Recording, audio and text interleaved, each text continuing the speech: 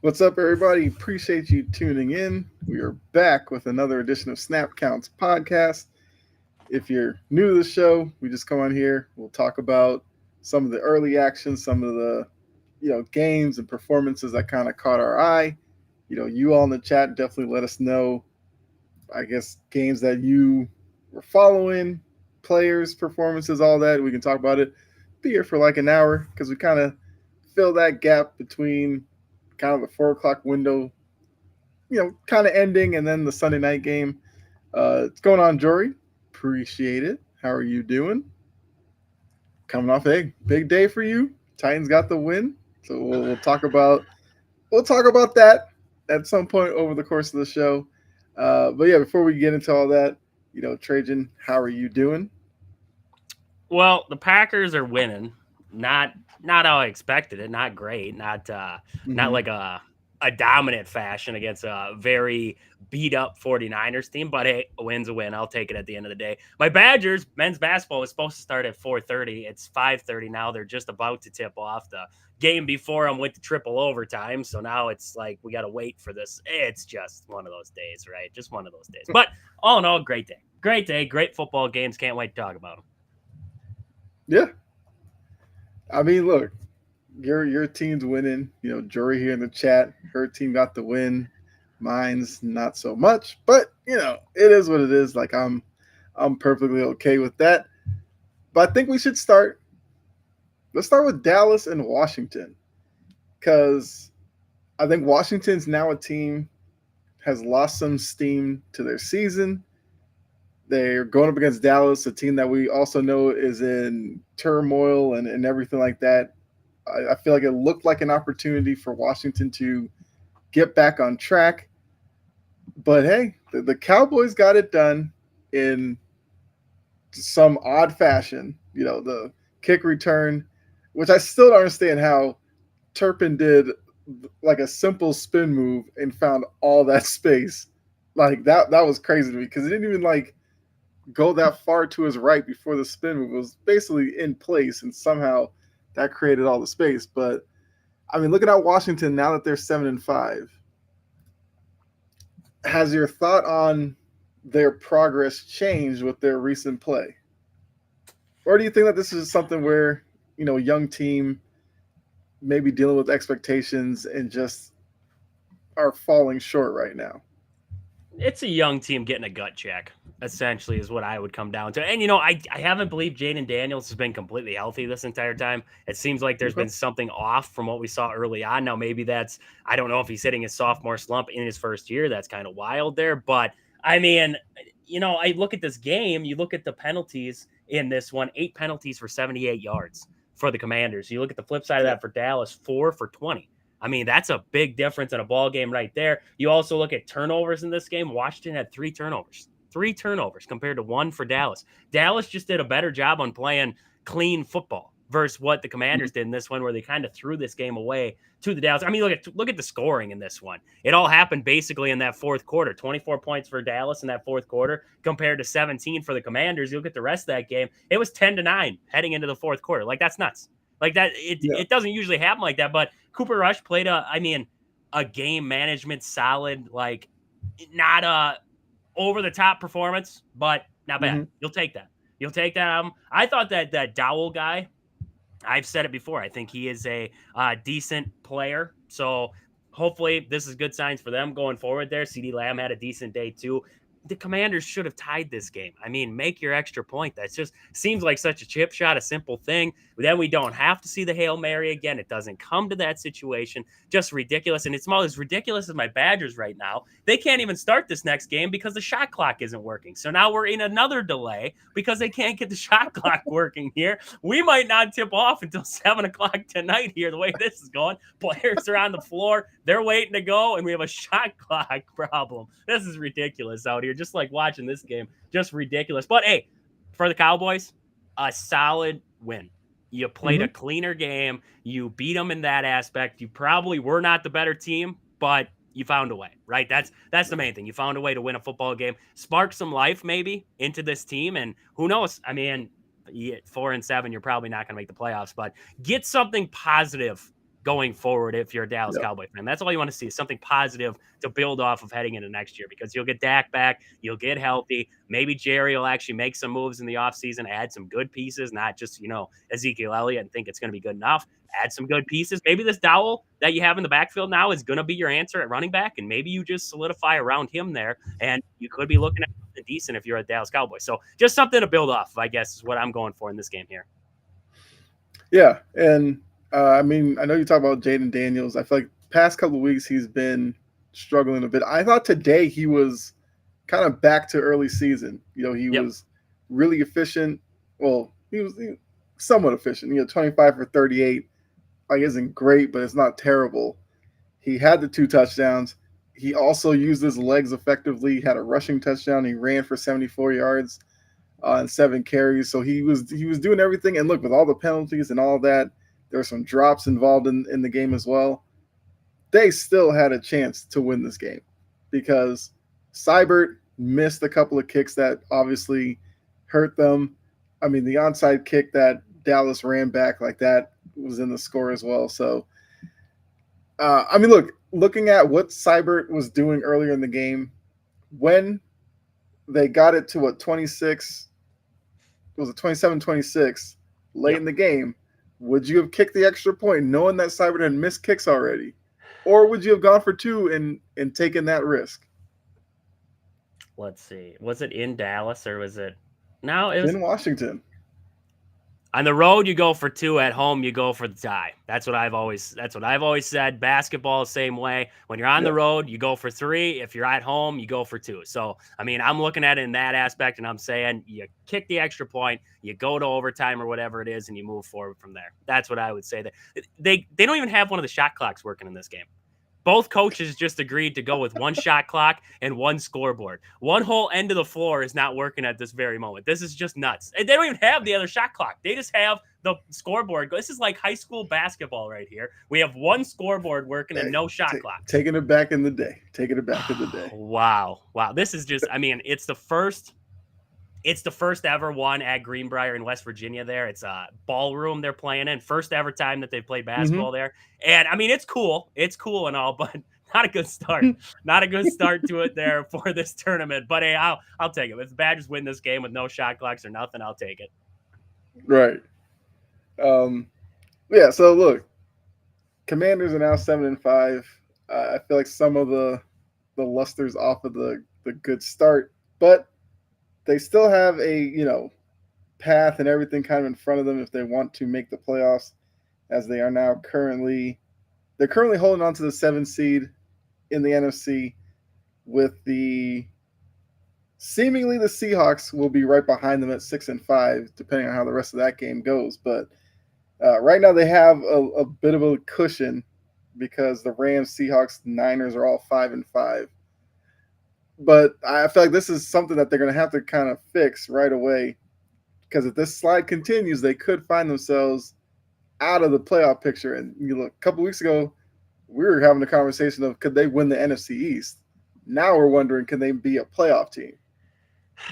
I like that's a lot, and that's a lot for a young team as well to kind of go through that wild swing and now try to stop the bleeding and get back to winning. I think that's a good thing. I think that's a good thing for a young team. You want them to face adversity. I mean, you look at the Green Bay Packers from last season there. The start of the year, nobody thought the Packers would go and play the 49ers in a divisional round and be within a score of winning that football game.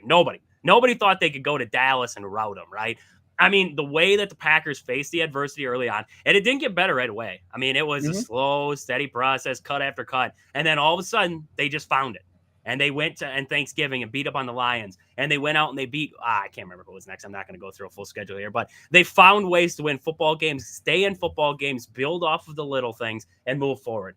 I feel more comfortable with the Commanders team going into the playoffs who has faced this, who has faced losing streaks, who has faced this kind of adversity where our backs are against the wall. Don't let the locker room turn against you. Stick together. We'll be fine. That's where, if I'm a Commanders fan right now, I'm not freaking out. I know this team's good. I know they can do good things. I know I have a good quarterback. I know I have good pieces around that quarterback. Now just let them go. Now let's see it, right? And you got a good coach in Dan Quinn. This was one of those games, like we said, where they played sloppy.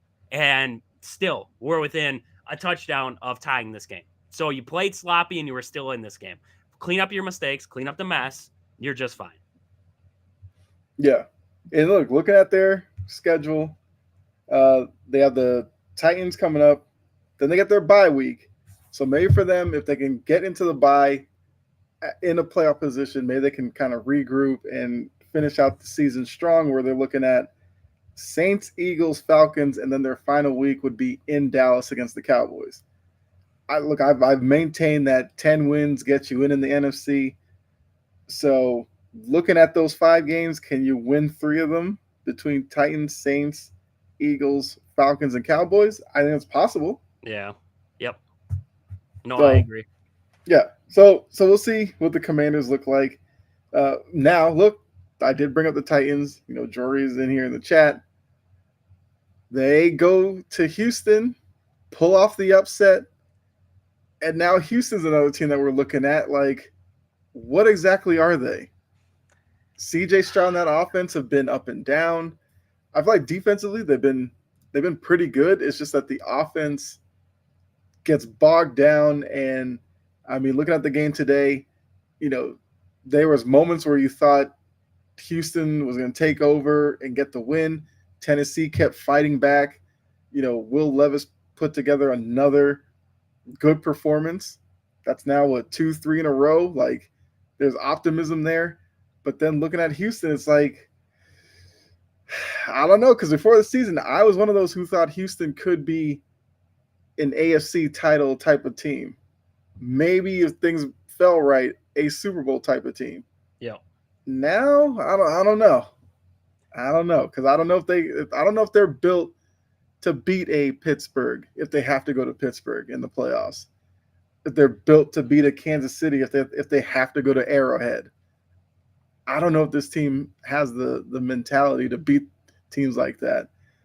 But yeah, so like, what do you think about Houston going forward? I mean, you look at this game, Joe Mixon, 22 yards. I mean, you can't, if you're Houston and Joe Mixon has a day like that, you better hope that CJ Stroud and the rest of the guys had, I Yeah, mean, A+ days if you're going to win that football game. So Joe Mixon not able to get going, that hurts. The defense giving up 119 yards on the ground to Tony Pollard. That'll eat you alive all day long. I mean, I don't think Tony Pollard's a terrible back, but you give up 119 yards to him, you're already setting yourself back there. And then you open up the field for Will Levis to make plays. I mean, the Texans defense, 8 sacks on the day, not yeah, terrible in that department. 13 tackles for loss. Like, they were not like they weren't getting pressure and making things happen, but it's just one of those games where, I mean, we just talked about it with the Cowboys and the Commanders. I don't know if the better team won in this game, but I look at the Texans in this one, 11 penalties for 81 yards. 11 penalties compared to the Titans with 6 for 35. There's another yeah, game. Sloppy play is going to lead to problems. And then you add on 2 turnovers. Yes, the Texans did win the turnover battle 3-2, but 2 turnovers plus 11 penalties. How do you overcome that? That's tough. That is tough to overcome there. The Texans definitely hurt themselves internally. The Titans played a good game. I'm not going to say that Titans are just, played a crappy game today, but the Texans did not help themselves in this one. yeah. I mean, some of the other numbers like time of possession, Tennessee won that 34-25. So that's them putting together sustained drives and also with the turnovers, creating for themselves. Yeah, the Texans are definitely frustrating to try to pin who exactly they are, because they're another team that's now, I mean, they're still leading the division, of course. The Colts are 2 games back, so they're probably going to win the division. But like I said, you're looking at potential wild card matchups against like the Chargers. Chargers are a tough team, and Jim Harbaugh is going to have that team ready to go. You could potentially face the Ravens in a wild card round. Ravens are another team. If they decide to, play correctly and hand the ball to Derrick Henry, they play a very physical style.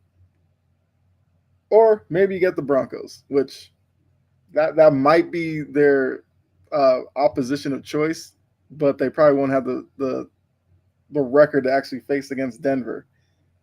So I mean, this just might be a season that they win the division and bow out kind of early in the playoffs, which would be a bit of a step back from last season. Yeah. Well, they did lose in wild card round, but they had a good showing against the Baltimore Ravens, Yep. which is why I had Yep. so much optimism for them this season. Yeah, But I I agree know with this you. The team Joe would have Mixon to get part, hot. Joe Mixon part is very important. Like if Joe Mixon has it going on the ground, it makes CJ Stroud's job so easy. Yep. So No, credit to 100% agree. Tennessee for And bottling him up today. I mean, it was a dominant display almost by the Tennessee Titans in this one. They kind of just set the tone, did their thing, 396 yards in total on the game there. 19 first downs, not bad. Not a bad day at Yeah, all from the Tennessee Titans. Maybe like we were talking about before with Dallas Cowboys, good things moving forward. This could be a positive game moving forward for the Tennessee Titans. Not that they're going to get into anything this year yet, but a positive moving forward. yeah, yeah. Agree with that. Let's look at. All right, I got to top of these Giants because the Giants move on from Daniel Jones, which it went from he was starting to he was benched to he was third string to he was released, all within like 2 days. Crazy how all that happened.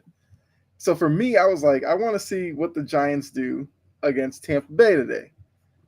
Basically, they no showed the game, and then you have Malik Neighbors after the game talking about, oh, it wasn't a quarterback problem because we were having performances like this with Daniel Jones. So clearly it wasn't Daniel Jones's fault. And the reporter was just like, so then what is the problem? And he was just like, I don't know. But it wasn't Daniel Jones. And then we had Lawrence Tynes tweeting during the game like players were mad that Daniel Jones was released.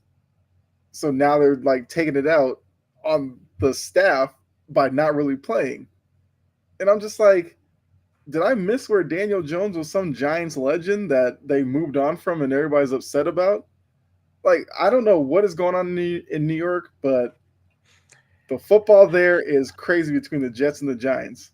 Even though they're technically New Jersey, but It's do you point it towards almost how they treated him on his way out? Like they put him on the practice squad. He was a practice squad safety, like just an odd stretch there for him. And then I Mhm. I don't understand the whole situation because Tommy DeVito was your third string. You skipped over Drew Lock to get to Tommy Yeah, DeVito. that was weird. I don't get It's that. just I could see it as this is your hometown guy. Maybe you're trying to make the fans happy by putting Tommy DeVito out there, like it's a feel good story, like great. But he doesn't. Tommy DeVito does not give you a better shot to win a football game than Daniel Jones. I don't think Tommy DeVito does. Daniel Jones is not great. Don't get me wrong, but Tommy DeVito isn't winning you any football games. You look at the pieces that they have built around Daniel Jones on this Giants team. Besides Malik Neighbors, who is it? I mean, I think Tyrone Tracy's been a decent back, but outside of that, Mhm. offensive line, nothing. Look at the wide receiver room. Mhm. Besides Malik Neighbors, not a whole lot to write home about. I mean, it's just they could screw up a lot. They've screwed up a lot, and they're screwing this whole situation. Now you lost the locker room. Now something needs to happen. And where do you look? Do you fire Dable?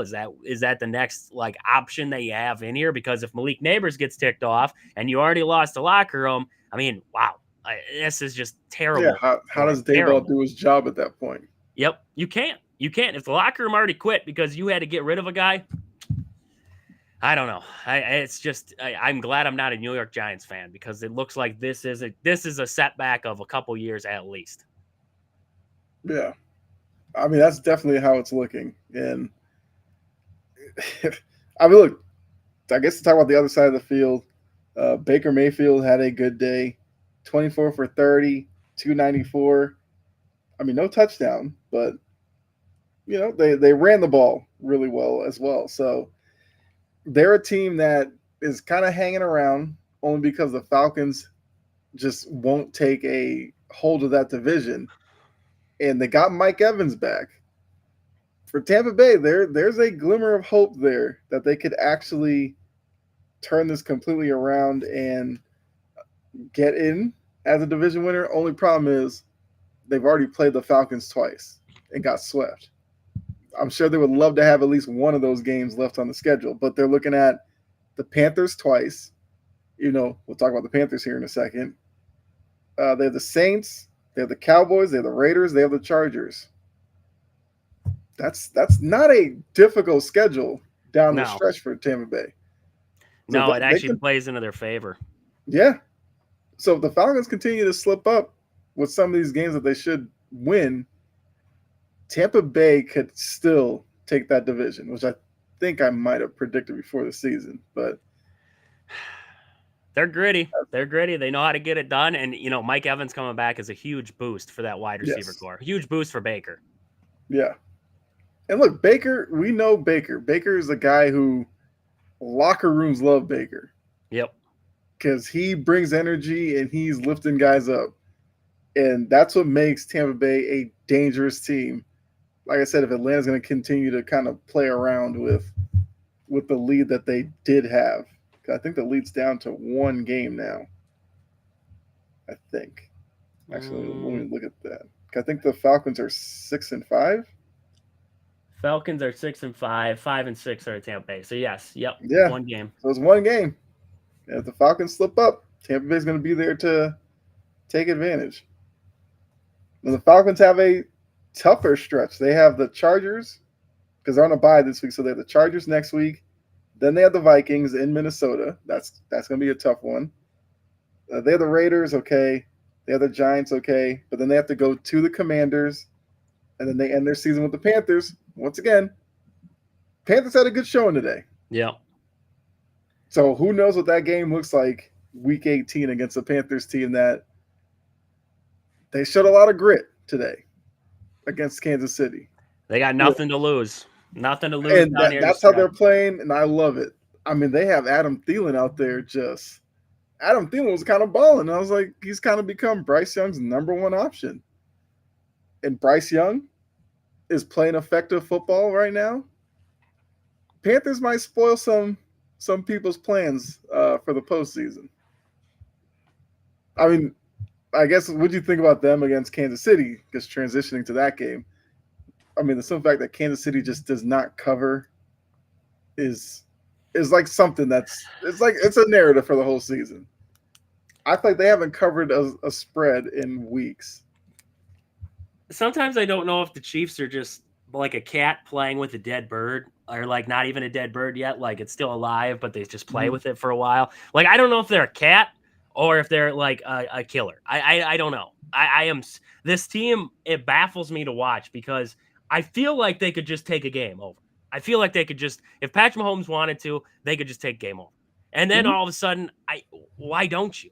Why don't you do that? Why don't you do those things? Look at Dan Campbell and the Lions. They just completely put it on everybody that they can put on. Why don't the Chiefs ever just put it on the Panthers or put it on this? It really makes you wonder if it is a team that just kind of limps into the playoffs. Like we're gonna make it there. We're gonna make it to the playoffs, and then when we get there, we're just gonna do our thing then. But until then, we really don't care. We have nothing really to prove to anybody. So we're just going to, play a little bit here, play a little bit there, survive these kinds of games here, and then just get in and take care of business. But these are games where, like the Panthers, if they would have found a way to win this one, okay, now it talks about the effort of the Kansas City Chiefs. Is it that kind of stuff that's going on? So, I mean, it's just a weird, like, I know the Chiefs are not only a 3-point, three points better than the Panthers. I know the Chiefs are better than 3 points. Like that just it seems baffling. This game was so close, but like we said, this is a team of the Panthers who have nothing to lose, and the Chiefs who are like,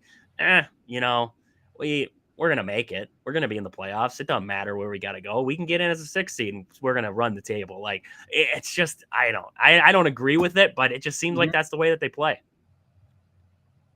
Right. I mean, look, if they keep getting wins, like nobody cares if you win by a point, a field goal, 6, or you win by 20. Like a win is a win. And like you said, Carolina's playing with house money. You could kind of say Bryce Young is kind of in the same boat with like Will Levis as two quarterbacks that had a lot of negativity behind them, but they're kind of putting together some good performances that could possibly change how we look at both of those guys. Because look, Bryce Young was benched, came back. I know Will Levis dealt with the injury and he came back. But now if you're a Panthers fan and you're looking at how Bryce Young's looked the past couple of weeks, you can feel a little bit better about next season. Same thing with Tennessee. If Will Levis continues to play the way he does, that's probably something that isn't a high priority going into the draft. Of you need another quarterback. Like maybe you stick with Will, you draft a line because we know there's plenty of linemen out there that you can just throw darts at and hope to get a consistent five that work together. Yep. So yeah, so looking at Carolina, it's like you got Bryce Young. You probably will need to draft a wide receiver because Adam Thielen is not going to be there for too many more years, and you can just start building from the ground up. Even though those guys have been around for a couple of seasons, but they're still young enough that you can get it right now. Finally, Yeah. Yeah, no, agree. You got to start at the quarterback position and work out. You got to have a quarterback or somebody in that system that's going to work. Get some linemen in there, and then build from there. See what you can do from there. They got Chuba. I mean, Chuba Hubbard's still a good back. yeah, It's just you got to give him some weapons around him and see a decent enough offensive line to actually help him out there. So maybe some good things building up for the Carolina Panthers here. yeah. Which more power to him. Like it's good to see, Bryce Young doing well. Um, let's go to your division. Had the Bears and the Vikings play today, and I think that was a game that a lot of people were looking at. I don't know if I feel like a lot of people thought it could go either way. Where the Vikings, yes, have the good record, but you still have Sam Darnold at quarterback. Don't know how much you're supposed to believe in Sam Darnold. The Bears, since they got rid of Shane Waldron, have looked much better. I think the writing was on the wall for possibly an upset from the Bears. I think the Vikings were -3 going into it. They won 30-27, so that was actually a push. So I guess if you did gamble on that one, it was a push. You didn't win or lose that one. But looking at Caleb's performance today, would you say it was another step in the right direction for him?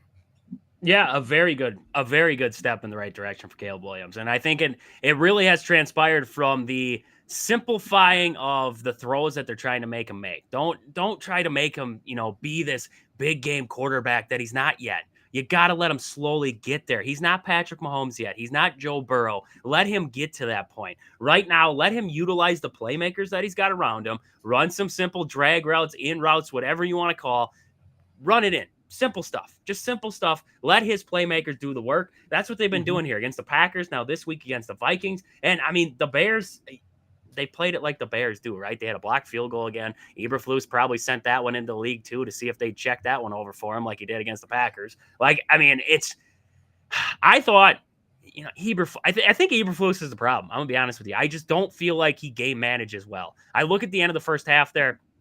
They had the ball. They were driving. They had, I believe, one timeout in their back pocket there. Or Mm-hmm. I don't even know if they had one timeout, but still. And I think they might have had a time. Yeah, they had one timeout left. And there was 40 seconds left on the clock there. And they let good 20 seconds run off because they weren't ready.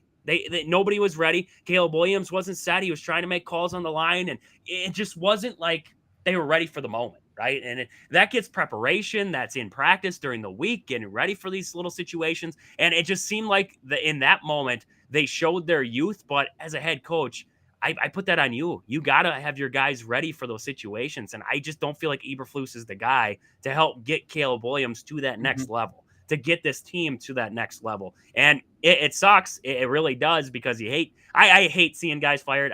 You don't wish somebody to get fired off of a job or anything like that. But Mm-hmm. I mean, he just is not fit to be the head coach of a team, especially a team with a young quarterback who cannot get it done at this point.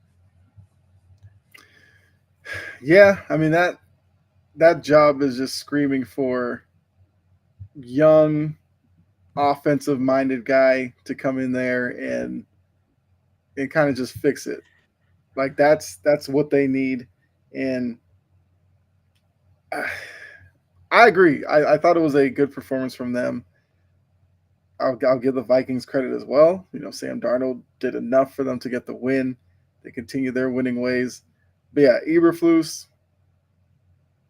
yeah, probably need to move on from him. Probably should have moved on Yeah. from him last year. They decided not to. I think they absolutely have to this year. I mean, I don't know who they go after. Like we know the cast of characters that will be brought up. Everybody's already talking about Ben Johnson. He was the name last season. Decided to stay in Detroit. They're going to be calling again, and who knows, the chance for him to go inside the division in Chicago, maybe that entices him, where he gets to possibly beat the Lions twice a year. I don't know. We'll see. But Yeah. yeah, I do Caleb it yet Williams this is year. putting together good. I'd do it yet this year. I would move on, and I don't care if you have somebody in that room right now who's a young, energetic guy who can get guys fired up and make in-game decisions. Screw it, move on, make it Mm-hmm. happen. Like just, I don't. There's, I look at like the Badgers right now. They just fired Phil Longo, offensive coordinator, last week, and it was like a weird like why would you fire him with 2 games left in the season? And I came to the conclusion it's like why not? Why Mm-hmm. wait? You know it's going to happen. Why wait? You have a team right now where you just came off a game against the Vikings where you played well. You came off against a game against the Packers where you probably should have won that game. You came off 2 games like that. You know this team's got talent to compete with 2 very good teams in the NFC North. Why not?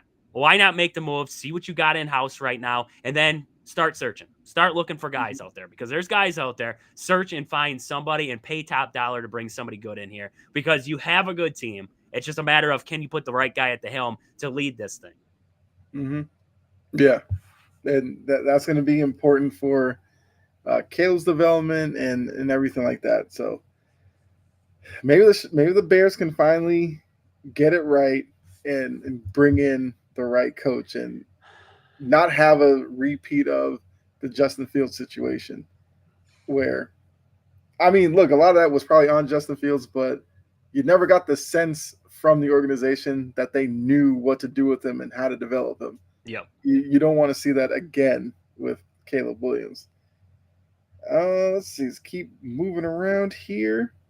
I will say, watching the Packers against the Niners, that defense is creating turnovers like left and right. Like that, that's definitely something that is encouraging because that's something that in the playoffs you can do that and swing momentum wildly. Like I like what I'm seeing from the defense there because they just had another fumble with Christian McCaffrey on a screen pass. It looked like he was going to good gain as he was going down. I can't remember who it was, but punched the ball out nicely, which is something that if you're in the secondary, like that's a skill you have to have in the NFL, being able to punch the ball out from running backs and wide receivers, and it was just executed perfectly.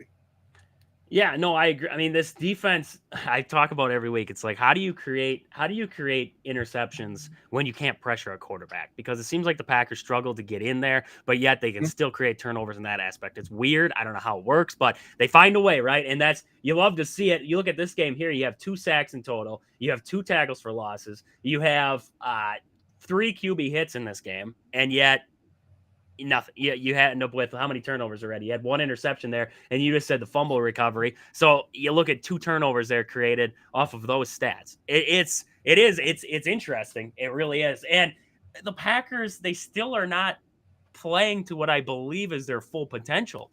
That's the craziest part. You're 31-10 against the 49ers now without Brock Purdy and without some of the other weapons that they have, like Nick Bosa and etc. I agree, but you're still 31-10 against a 49ers team that is still tough, and Mm-hmm. yet you're still not playing good football. You're still not playing to what I believe this Packers team could be at some point. So if they ever get there, watch out because they could light the world on fire. That's what I'm telling you now.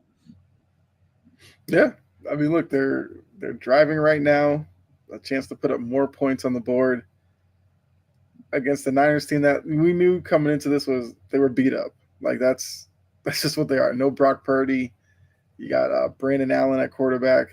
A lot of people think Daniel Jones could end up in San Francisco. I don't know. According to Daniel Jones, he wants to play for a contender. Yeah, I don't know what he. I mean, I guess it's smart if he wants to get to Shanahan or I don't know if the Rams are interested, like a McVay. Get to somebody who's known for their quarterback development, and maybe they can salvage Daniel Jones. I don't know, but yeah, we'll see. We'll see how that all that goes. Speaking of the NFC West, who wants to win this division? Now, look, the Niners are going to fall to 5-6. The Cardinals are right now struggling with the Seahawks. So looks like the Cardinals could be down to 6-5. The Seahawks could then jump up to 6-5. And the Rams have played well recently, even though they're on a bye week. So that division looks like it's just going to get even more jumbled up after today's action. I think last week we talked about it and we thought that the Cardinals were probably looking like they're going to win the division. Here we are a week later. Do you still feel that way?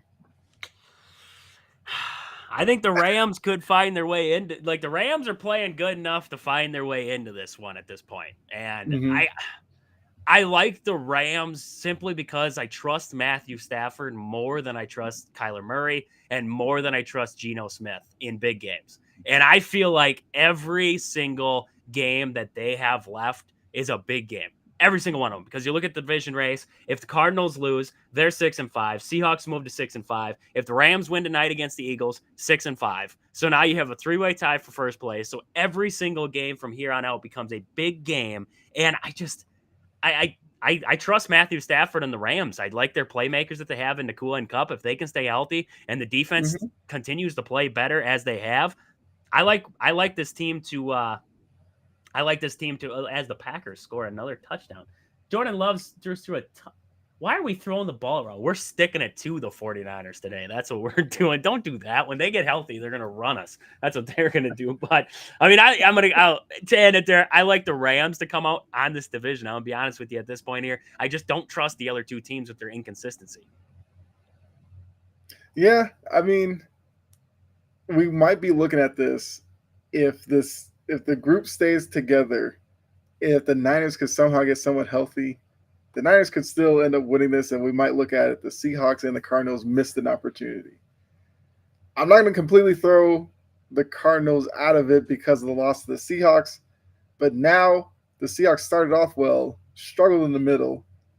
Maybe the Seahawks are about to go on a couple of week run and take over the lead in the division. I agree with you. The Rams could, because I guess looking at quarterback play, you'd probably take Matt Stafford one, especially with Brock Purdy being hurt. Then after that, you'd probably go Kyler Murray, then the Geno, and then obviously Brandon Allen would be last. And it's a quarterback driven league. Yep. So why not with Matt Stafford? He's got, like you said, Puka back, Cooper Kupp as well. Yeah, they may end up pulling this out. I mean, it's a fascinating division. I'm not gonna lie. Like every week I'm watching to see who's actually gonna play well because you just never know with the four teams who's gonna play well on any given Sunday or Monday.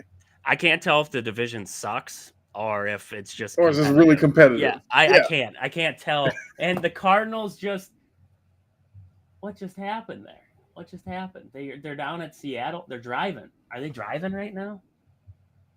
Well, the Seahawks did add a field goal, so they're now up 2 scores. It's 16-6. Yeah, Cardinals. Well, they're on their own 31. Oh, okay. I just seen the But kickoff pop up they across the now need to screen. score quickly, get an onside kick, which we did see an onside kick work today. The Bears. Them Bears. It was not even a legal onside kick either. It bounced off that what's his name's leg, and then Like Byam bunt or tried to something. grab it too, and he kind of knocked it around, and Yeah. that was just. It was like. It was setting up so perfect for the Bears. I was just like, are you serious? I mean, but you Mm-hmm. look at the drive before it too to score, it took a while. It took a while to transpire. It was all the way down to 20 seconds by the time they got that kickoff. Like it just the time was not there. And then you take the ball first in overtime, and well, we saw what happened. So I mean, Yeah. just it was a good game all the way around. And I think the Bears have a lot to build off of that game though. I got comments here. What's going on, Key? Appreciate it. And Jory came back in to say Levis played well. Said she might have missed that part because we did talk about Will early on, but she also said it was an emotional roller coaster of a game. I mean, it was actually like game of the 1 o'clock window in a sneaky way. Like it was definitely back and forth. But I guess since she is back in here, looking at Levis, if you are the Titans, are you thinking about drafting a quarterback based off of his past couple of weeks, or would you be set on him? I hate the constant quarterback turnovers. I really do. I gotta be honest with you. I don't trust this quarterback class that's coming in after watching Jalen Milroe play against Oklahoma. I don't trust the quarterback class that is currently coming in. So I'm gonna be honest. I'd ride with Levis. I would just say screw it. Like, what do you have to lose? What do you have to lose? You went three. You're 3-8 right now. You bring Levis back. You add some pieces. You see, they. I mean, you just lost Derrick Henry. DeAndre Hopkins is gone. Like, you lost all those pieces that you had previously. If you can keep the defense stout and you add some pieces on the offense, I'm sitting there saying to myself, I like the position that they're in. Yeah. I mean, look, Tavondre Sweat got his first sack today. Like, him and Jeffrey Simmons, who, wreaked a lot of havoc on Houston as well. Like, I agree with you. If there's one thing that a couple of things that Will has shown, he can take a hit because he took 8 sacks today, didn't phase him, and he will push the ball downfield. And I feel like with that, why not? And I agree with you. The incoming class, I think it might be a bit overrated because as much as everybody loves Shadur Sanders, I get that. But your Carson Becks, your Milrose, even Cam Ward, I didn't necessarily like how Cam Ward played. What was the game that they lost? I can't remember who it was, but I didn't necessarily like. Georgia Tech or Louisville? Yes, it was Georgia Tech. Feels Didn't like like Georgia his Tech. performance in that game either. And yes, it just seems like a lot of those quarterbacks you're bringing in, you'd have to put a lot more work into them than the progress that Will has shown over the past couple weeks. So you might as well stick with him. And like you said, fill in everywhere else. O line, put some guys there. Defense, I really like. I like the way that their defense was flying around today. So I think they're in a good spot. George said they made CJ do the Orlovsky. Yes, for the safety. Yeah, I mean Orlovsky's was still worse, but yeah, he did the run out of the back of the end zone thing. Key says Carson Beck. Yeah, I'm no. just not. If you I want don't like another what I Mac see from him. Jones, like he might be Mac Jones 2.0, but no, I can't. Carson Beck just doesn't. The turnover problems. You have the turnover problems right now. Uh, I I was high on Carson Beck for a while, and he lost me. He really did. Yeah. I mean, Jory, not with you still in here. I mean, I know you said that was an emotional roller coaster, and you did bring up Levis. Like, how are you feeling about him? You sticking with him for next season, or would you want them to draft somebody? You can let us know. Yeah. So, because the rookie class, I don't know. The I Seahawks just want to beat the trust him, but I Cardinals don't. 16-6. So yeah, There we go. Seahawks have now won, and now that division is all the way cluttered.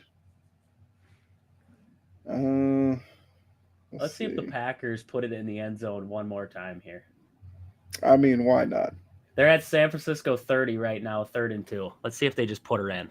Hey, Dan Campbell would run it up. Why not? For fantasy purposes, I would love to see them give a ball to either Romeo Dobbs or Tucker Kraft. Just bomb it down to him. Run a I'm little all in. play action. Run Yeah, a little play play action and action, throw deep on. little tight end screen to Tucker Kraft like earlier in the game. Give it to him. Jory said, "I agree. He didn't let that pick six go to his head." That's kind of where I was saying like the toughness with him. He bounces back pretty quickly, and I think for a young guy, you got to commend him for that. So yeah, I'm there with him. Key says cheaper to keep him. That's also very true. He's still on that rookie deal. Daniel Jones is available. They can pick him up. Yeah. I mean, he's supposedly going to make a decision sometime this week. I have I just have to know where he's going to end up. Because Is remember, this he going to be went like after. LeBron making the decision? Are we going to have like an ESPN special? We're going to have a countdown. Yeah. Hold on. George said, and we need a right tackle and a right guard. That's about it. And some depth. Draft a wide receiver. I know they're. Everybody needs a tackle. I They're know. hard Yeah. to come by. Like when you get, I've always said, when you get a good tackle, you better not lose them because everybody wants a tackle. When you have a good guard, you better not lose them because everybody wants a good guard. Like it's so hard to find those positions where these, like a Trent Williams, right? It's so hard to find guys like that. That I mean, you're gonna draft them, but will they become that guy? It's tough. It really is tough. Yeah. Now, the fact that she said need a right tackle, that does help because everybody needs left tackles. Right tackle, I feel like there's some room there. The right guard, I mean, guards you usually get middle of the draft and they can be okay. Wide receiver, that kind of depends on team philosophy because some teams don't like drafting wide receivers necessarily high. Because I know that the Titans have been mocked with the McMillan wide receiver, the kid from Arizona, up around like third in the draft. That would be a playmaker to put alongside Calvin Ridley next year. Now, if you're Will, you're looking at it like I got two guys on the outside that I can create some magic with. So maybe that's the way that they go. And then guard, you can go second, third, fourth round, and you can get a quality guard in there. Now, Yeah. the right tackle, yeah, that would probably be like your second round pick. Yep. Yep. Uh, he says he wants to go to a contending team. That's what Daniel Jones said. So if you had to guess, where do you think Daniel Jones pops up? Let's say Thursday, you get that breaking news. Daniel Jones signs with. Who do you think? He's gonna be a backup somewhere. Mm-hmm. Or maybe you could answer it as what would be the right situation you think for him to go to? Well, the right situation for him would be with a quarterback's coach, somebody who's going to be able to develop him to what he could potentially be. I have never seen him as a good quarterback. He's going to be a backup quarterback somewhere, whether it's on a contending team or not. I could see him maybe getting picked up by a team that's contending for a backup, but I can't see him going anywhere to be the starter unless if it's an already dumpster fire team. Jameis Winston already took over the Browns, so that's the only other Mm-hmm. dumpster fire out there. I mean, I I don't see him getting picked up by a contender unless if it's for a backup situation. Okay. I mean, only other team I can think about right away where the quarterback position is a bit of a question would be the Raiders. You got Minshew, you got Aiden O'Connell, but I also have a sneaking suspicion. Something tells me Aaron Rodgers ends up there next season. They get That Devontae would be the back most. too. That would be the most Vegas thing ever. I every time that I hear somebody bring up the Vikings with Aaron Rodgers, it just makes more and more sense. It just does. Because I don't think that Sam Darnold can take this team to an NFC championship. So that knocks out like Sam Darnold's done. Do Mm-hmm. you want to ride with JJ McCarthy in his first year under center, like fire him in there like Caleb Williams? And he's coming off injury. Do you trust that? Yeah. I mean, Aaron Rodgers just makes more and more sense in a Vikings uniform. And I mean, I'm here for it. Like that'd be awesome. Like it's fulfilling the prophecy that was set up by Brett Favre back in the day. Like you're supposed to go to the Vikings now. So I mean, is it going to be the one situation that I believe is going to happen? No, but it really could. I mean, it really could. Aaron Rodgers has the type of ego that he would do the Minnesota thing to try to prove he could do better than Brett Favre did He there. hasn't done it with the Jets yet, so Yeah, so he might just write that off. Which the whole Jet situation, which I think we could probably talk about here in a second, but this this was I was just about to bring this up, Drury. I'm so glad you put that. I would not want Aaron Rodgers anywhere near JJ McCarthy or yeah. that that group because knowing him, he would probably have Justin Jefferson fighting with Jordan Addison, and he would create some like crazy division. Then he's gonna bring in.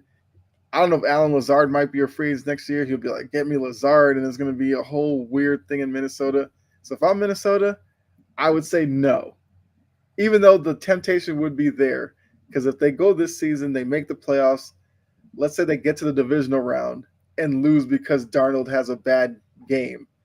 There's going to be a lot of talk like, oh, Aaron Rodgers out there. Why don't you just get him? And that's what you need.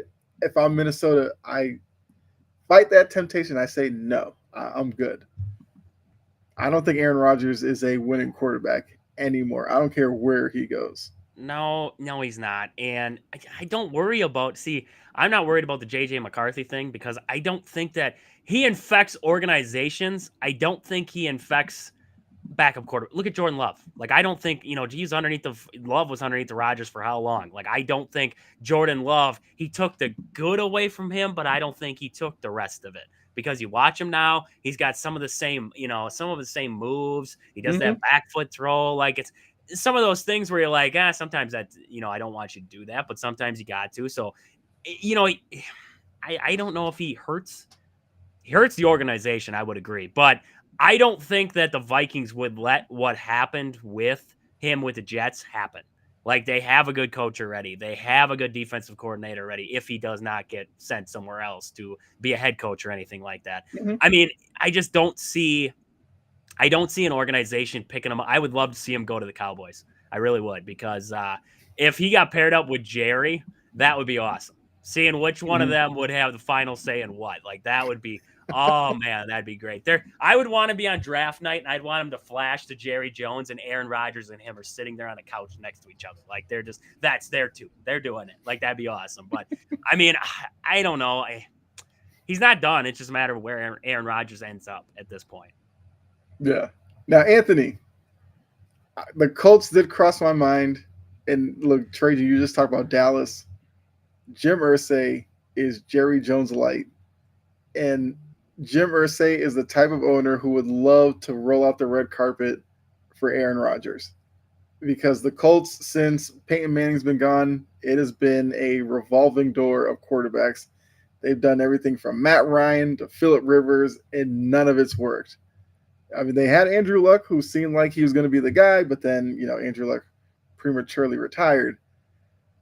So, yeah, looking at Richardson, he's not getting it done.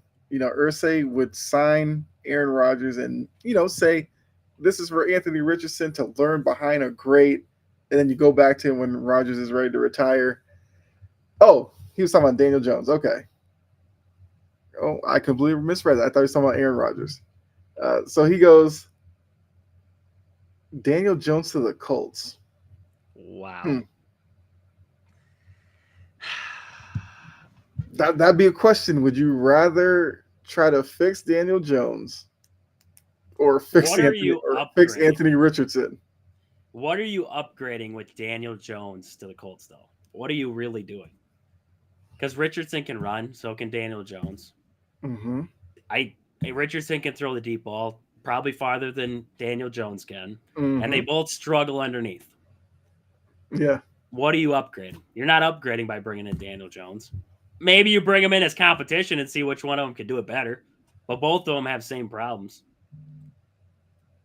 Yeah. Carson Wentz. Carson Wentz is fine. He's getting a free ring for doing nothing. Well, That's just true. Jory says it's kind of like you, lateral move. Yep. You're not getting better. I would only make the move if you were getting better. You're not getting better. Unless if you have lost all faith in Anthony Richardson being a guy. I'm saying the Colts had Wentz. Yes, Carson Wentz was also that quarterback revolving door. Yes. So, because we know Jim Irsay loves grabbing headlines just as much as Jerry Jones does. If he gets Aaron Rodgers there, he'll create some buzz. I still don't think it would do anything in terms of wins and losses, but he's going to end up somewhere. Yeah. I think he should retire, but we know he'll end up somewhere. Let's see. So Anthony put Daniel Jones to the Colts. I feel like I threw out there the Raiders. only because Raiders have a lot of issues at quarterback. But I also don't know if I want to put that on Antonio Pierce to have to deal with I don't want to put that on Daniel Raiders Jones. fans. I feel bad for Raiders fans if we send them Daniel Jones too. Okay, so Anthony has a here for Daniel Jones. One team crossed his mind playing his style, run and pass play action. Daniel Jones to the Ravens as a backup. That's what I'm saying. Back up somewhere. That's the only way he's getting on a contending team. Unless it becomes Right. Bryce Young's backup with the Panthers.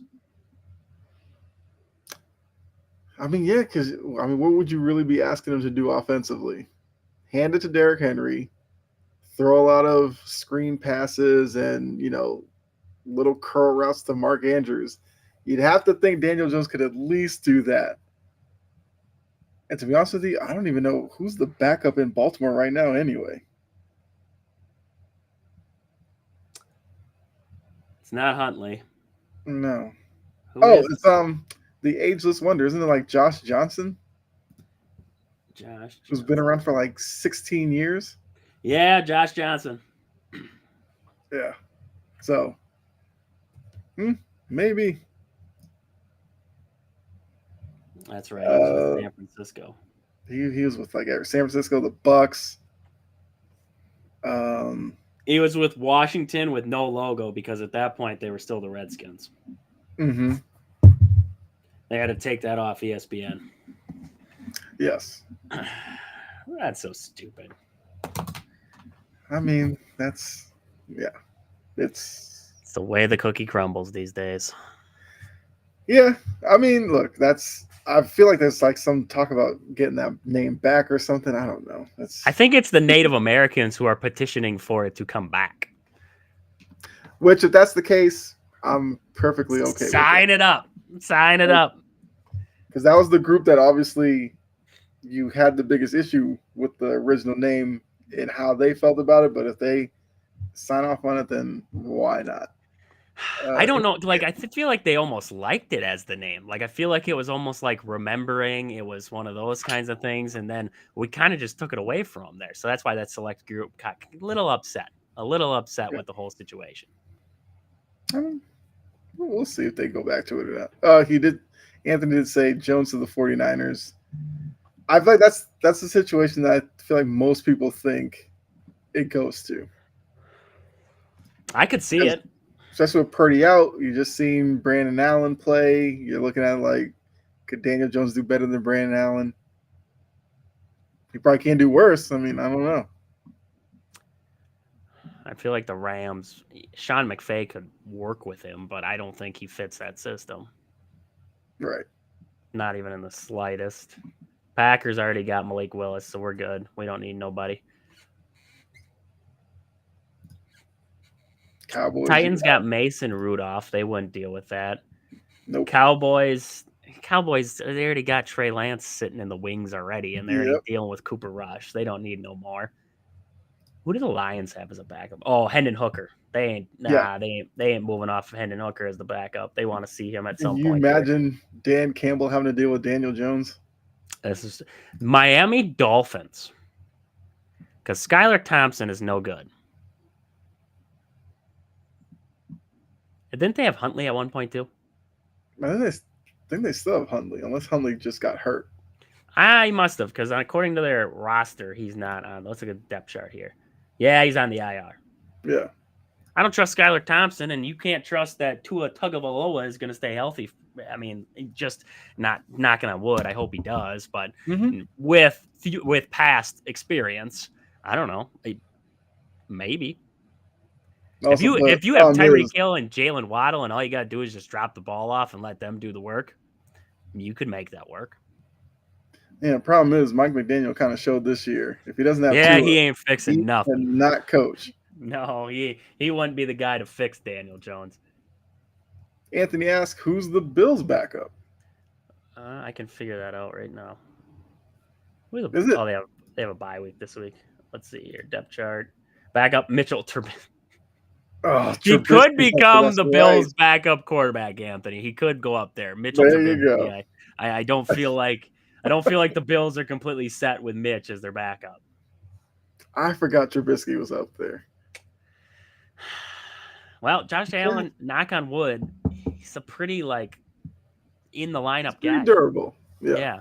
He takes a beating and he goes back out there. So you never really notice, I guess. Some teams have that luck to them that you never really Mm-hmm. notice. Maybe just I think we might be, we're overlooking a lot of teams who could potentially, the Vikings. Say Sam Darnold goes down. Are you going to trust Nick Mullins or Brett Ripon to lead you to anywhere? I don't know. But in the past that Daniel Jones has been able to get it done. And with an offensive coordinator or an offensive mind like the Vikings have, I I could see that. I could see that happening. Like I don't think the Vikings fans want it to happen, but I would not trust if Sam Darnold gets hurt. If you got Nick Mullins and Brett Ripon, and those are your two options that you can turn to, I Mm-hmm. I'm watching and the season's over. Like I am calling it a day. If you got Daniel Jones, I'm not saying that Daniel Jones is going to be the answer. I'm not saying he's going to all of a sudden just turn it on. But I feel like he gives you a better chance than what Brett Ripon and Nick Mullins do. Okay. And as Anthony put, you're getting Jones for cheap, like 1 million. So yeah, You can live that's with that. obviously a bonus. Yeah. I mean, look, like he said, he's gonna make the decision midweek. We're waiting for it. It's going to be on ESPN Plus. Yeah. I'm waiting for the breaking news sounder or the Adam Schefter tweet or whatever saying Daniel Jones is signing with so and so. It'll probably It might be break the for most Pat over McAfee. anticipated non-move of all time. Like, should we really care where Daniel Jones ends up? No, Probably not. no. This is like the LeBron decision all over again. And it's like, oh my God, nobody cares. Yeah. I guess the last game we didn't necessarily talk about was,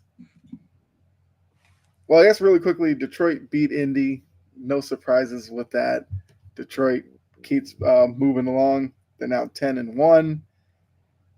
I'm gonna say David Montgomery. That guy. That guy's a tough runner. He's one He's of the just a reasons why. touchdown machine. They have a dynamite backfield with a guy who Yeah, can just get you to the 1 yard line and then a guy who can just run him over to get you in the end zone. yeah. Anthony says he clears waivers Monday, so tomorrow. Yeah. So let's hope, like, as soon as Daniel Jones clears waivers, we get the announcements. No lingering around for a couple of days. But He's going back to Duke to continue his studies. um, yeah. So like looking at Detroit really quickly, because this is a game that we expect them to win. Um,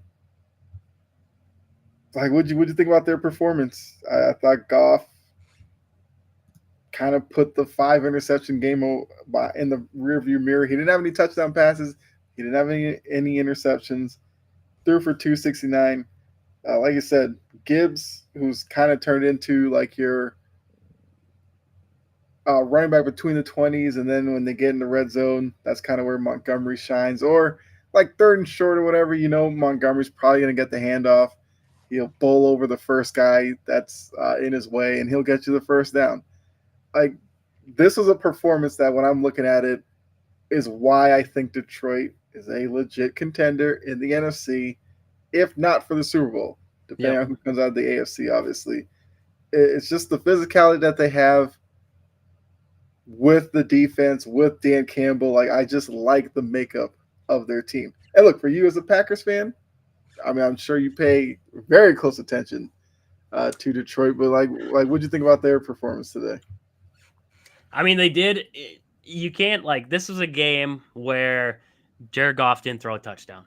They didn't win it through the air. They did their thing through the air, but they won it on the ground. They knew that they could get the ground game going when they needed it. Goff was able to make some throws. They played efficient football. That's what this game was, efficient football. The Colts played well. I'm not going to, the Colts didn't play a terrible game by any means. I thought their defense played decent in this one, 7 tackles for a loss. Not a bad day at all by the defense there. And then looking at the offensive side for him, Anthony Richardson was and that's what you're going to get out of Anthony Richardson is And then you had Jonathan Taylor go for 35 yards. So Lions defense stepped up there. Colts definitely still got their problems. But I mean, the Lions, they played a clean game all the way around, only 5 penalties in this one. They were 3 for 4 in the red zone. Like, that's a solid day at the office. No matter if it's 24-6 or if they beat a team 52-3, like it don't matter. This is a solid day. And you look at the Lions as we have that this is a contending team that can win it in many different ways. And who's going to stop them, right? Who's going to stop them? We're going to find out, right? They got dates, I believe, with the Packers yet. Well, they do have a date with the Packers. I don't know if they have the Vikings yet late in the season. Yeah, they have They Vikings have, last game. yes, got Bears Bears twice, Packers, Bills, Niners, Vikings to close out your season. and 49ers. Yeah, 49ers on that schedule too. And the 49ers could be still in the thick of things when it comes to that game. So, I mean, will somebody be able to trip them up? I think so. I think if the Lions keep going, like, they got to have a reality check, right? Somebody's got to come in and just like punch them in the mouth. And then after that, I still think they're a good team. I'm just, you're 10-1 right now. You're a great team all the way around. You got a lot of playmakers, but I just feel like you got to get punched in the mouth one time just to see how great you are. And I feel like it's going to happen here. I'm hoping my Packers take care of the business that I think they will in that game that they're going to have. It's going to be at Ford Field. But I feel like the Packers, they're feeling better about themselves. Maybe they turn it around a little bit. We'll see what happens there. But the Lions, they're definitely a legit, like 100,000%. I don't even know how else to say it, contender. Like there's no doubt in my mind. This is a contending team. Yeah, I mean, look, the week 14, week 15 double feature with the Packers and Bills both going into Detroit might tell you even more about this Lions team, whether or not they are kind of in it for the long haul. Anthony did put this up about Turpin because Anthony is a Commanders fan. The spin move on the kickoff was so disrespectful. It seemed unnecessary, but then when you look at the play, for whatever reason, it opened up a lane for him. And as I said on the broadcast, like, he's literally the fastest guy in the league for a reason. And He's saw shifty. it on that play. He's a shifty little dude. But as I saw in that, I can't remember what game it was where the Cowboys were trying to come back. He gets tired fast too, so he cannot be relied on too often on the offensive side. But he's definitely a dynamite return guy. Yeah, and you can definitely make your name in this Cordell league Patterson. doing that. Yeah, exactly. And then the last game, Dolphins Patriots. Dolphins get the win 34-15. I've like today was like the first time I think in a while the Dolphins offense looked like kind of last year. Hill, Waddle with all that speed, A-Chain, and the running back and all that. They looked all right. I'm still not going to go crazy over them because, they are the Dolphins. But they are a team that a lot of people really think can go on some run and maybe make a push for the playoffs.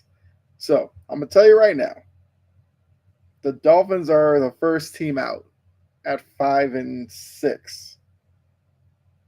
You have the Chargers, Ravens, and Broncos all with 7 wins ahead of them. Broncos are 7-5 because the Broncos did beat the Raiders today.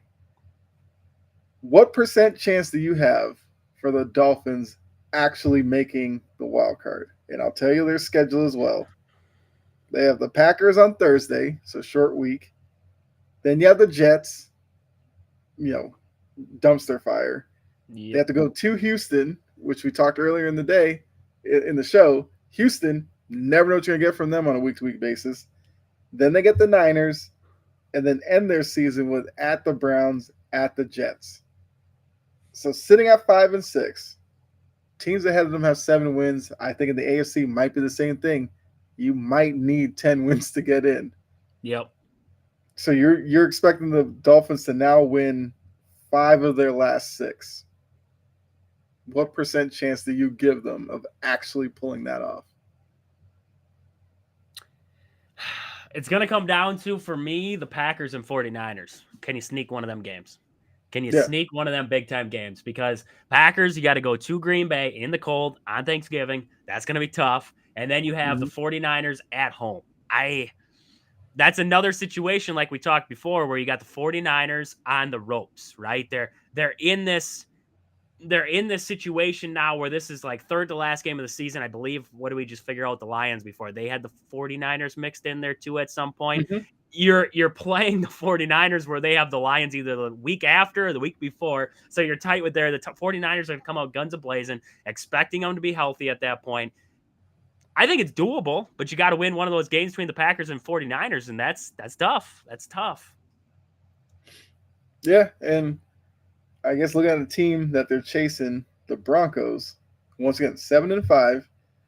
So if 10 is the magic number, the Broncos just need to win 3 games out of the Raiders, Browns. Then they get their bye week. Then you have Colts, Chargers, Bengals, Chiefs. Now for Bo Nix, that's not an easy schedule necessarily. Actually, I said Raiders. The Raiders game was the one that was today. Sorry, but yeah. So skip that one. So it's Browns bye week, Colts, Chargers, Bengals, Chiefs. Chiefs are the toughest team on that schedule. The Bengals will give trouble. But how far are the Bengals Chargers will out give of them it? trouble too. Yeah, Chargers will give them trouble. But how far are the Bengals out of it at that point there? That's tough sledding for them. I mean, yeah. Cat by my tongue there. Yeah, I kind of like the Dolphins' schedule makeup more than I like the Broncos. Like if it could come down to one game being the difference here, I could see this being. I mean, it could be the Dolphins to lose at one point. Yeah, I mean, look, if you're the Broncos, Browns game is a must. Then And they're the sneaky. Colts out of the bye is a must. So now your season comes down to at the Chargers, at the Bengals, home for the Chiefs. Can you get one of them? Yep, That's tough that's tough. because the two easiest ones are on the road with the Chargers and the Bengals. Chargers, I mean, the home crowd situation there isn't great, but it's a tough team. And we are, like we said earlier, Jim Harbaugh is going to have that team locked in and ready to go. Like I said, the Bengals game second to last week. If they're completely out of it, like who knows what that Bengals team.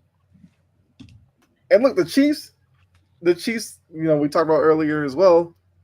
They haven't really played 4 great quarters in any game. So if they go into that last week needing a win, who's to say they can't beat the Chiefs? Because the Chiefs may have stuff locked up by then. Who knows?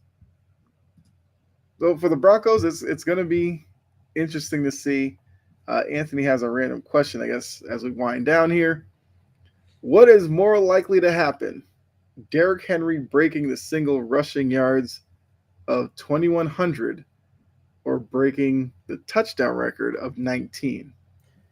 Not the yards. 1,185 yards on the season. Yeah, I can't see that happening. Unless he goes nuts. Yeah, you're damn near 1,000 yards within the last what? How many games are even left? You have 11 games in, so you'd have what, 7 more? Mm-hmm. No, 6 more. Sorry, 6 more. Yeah, 6 more. No, I cannot see that. He'd I have don't to even go know nuts. what would that number be? 1,000 divided by 6, 166 yards per game. I mean, it's not impossible, but then the Ravens would have to solely like sell out, and we're just giving you the football here. And I got a good feeling that the Pittsburgh Steelers are not giving up 166 yards on the ground with that defensive front. I just got that feeling that you're going to have to pass the ball a couple times in that game. And you have the Eagles yet, and you have the Chargers yet. And I mean, the Giants' defensive front is not bad. They're not bad. And then you got Cleveland's defense too, who isn't bad. So, I mean, no, I cannot see the yards. 13 touchdowns, though, to get to 19. I could see that. Need about 1 a week. I could see that one. I could, if they utilize him the way that everybody in the world believes that they should utilize him, and they don't. Because, I mean, we talked about, what was that one the other day where we talked about it, where it was a 2-point conversion, and he wasn't even on the field. Like, if they utilize him how they should, then yes, then they will. But I don't know if they will utilize him in that situation. So we'll see. I mean, they're playing it like Pete Carroll with, Marshawn Lynch in the backfield, and we're going to run the ball on the one, or we're going to throw the ball on the 1 yard line with third down. Like, that's how they Mm-hmm. play these games right now. So it depends if they change. It depends if they change how they want to do it. Yeah, yeah, I agree. It's got to be the touchdown one. I mean, 2,100 rushing yards. I don't even know who would necessarily, if anyone's going to necessarily do that anytime soon. With the way a lot of these offenses are run, it's going to be tough, and especially with a lot of teams using, tandem running back systems, it'll probably be tough for anybody to really get to even close to 2,100 to think it's possible. The only one that it sparks my interest would be if Jim Harbaugh completely sells out into like this run offense like he was at Michigan. Like if it becomes that kind of Mm-hmm. offense, then whoever's underneath of him could maybe get to a position like that. Yeah, yeah, because it would have to take a mentality like that. Yeah. There aren't too many coaches like that, so that is kind of the problem. No, and you'd be wasting away Justin Herbert if you went to that kind of style. Yes, and a lot of these running backs would get worn down having to play that kind of style. Mm-hmm. Uh, so yeah, I think we touched on every game. So I guess winding down, we do have Sunday Night Football. The Eagles, who we touched on, I think we mentioned them earlier. 8-2, looking to go to 9-2. I think another team that the record and performances on the field don't necessarily match, but they've been winning games, so you got to give them that. And the Rams, looking at the Niners losing, the Cardinals losing, Rams have an opportunity to jump up to 6-5 and close it up even more. Who do you think wins tonight? I picked the Rams to win this one. I think that their experience with Matthew Stafford and Nakua Cup, I think they're going to take advantage of a young secondary for the Eagles, and I think they're going to pull this one out tonight here. It's in SoFi too, so I think that helps Mm-hmm. out having a little home game, home cooking for them. I like the Rams. I do. I like the Rams to win this one. Okay. Well, I mean, with SoFi, I don't know if the home crowds really like that. It might turn into like Eagles game out west. Not gonna lie. When it gets cold in the Midwest and over east, everybody loves to go to these West Coast or Southern games Mm-hmm. there because they get away from this kind of stuff. That's why Packer fans, they travel so well when it gets close to December, January. They Yep. travel so well, and that's part of fandom too. But also, it gets a little chilly up here. They're like, let's go check out a football game where it's warm. Mm-hmm. Uh, I'm trying to think of what I want to. I'm kind of rooting for NFC West chaos right now. I want the three-way tie. So for that alone, I'm probably going. Yeah, because could wake up tomorrow and have Seahawks, Cardinals, and Rams all at 6-5, Oh with the yeah. Niners sitting there 5-6, still in it. Yeah, why not? I'm with you. I, Yep. I, I want the NFC West chaos. I'm here for it. Because like you said, don't know if it's a good division or it's just really flawed teams that are competitive and they're just keeping each other in the race. Maybe that's what they are. But the Seahawks right now are sitting on top of the division because of tiebreakers. So yeah, it'll be interesting to see. But yeah, like I said, that's all we got for you. Uh, get you guys out of here so you go check out Sunday Night Football. Should be an interesting matchup. Like I said, it's going to be the young secondary of the Eagles up against Vet and Stafford and two really good route runners in Cup and Nakua. Who wins that battle? And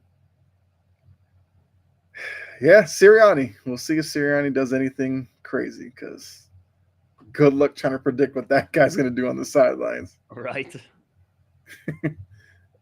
Anthony slips in one last question. Is there a chance that Giants head coach Brian Daboll gets fired before the season ends? Yeah. There's a chance. There's a pretty good chance.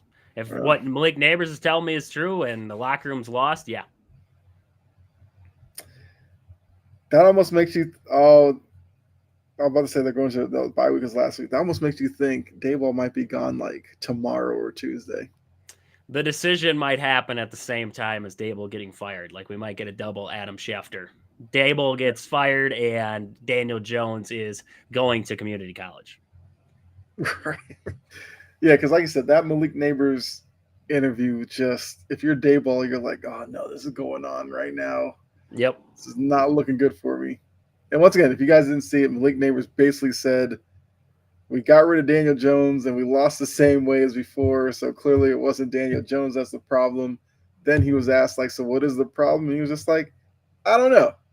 And I think if you read in between that, it's like we're a locker room without a direction. Yep. And that's right Can't at have that with a Brian young Daboll's locker front door. room. You want to ruin a Yes. team fast, a young locker room gets lost. Yep. Yeah. That's the problem with teams when they go hit the reset and go really young. Something like this can happen. Yep. So if you're Brian Daboll, you call like an emergency meeting with the vets and you go, you got to help me out on this one. Yep. We got to rein in Neighbors and whoever else might be thinking like him, and try to finish this season out. But yeah, I would not be surprised if midweek we hear Brian Daboll relieved of duties mutually. They love to put that in there.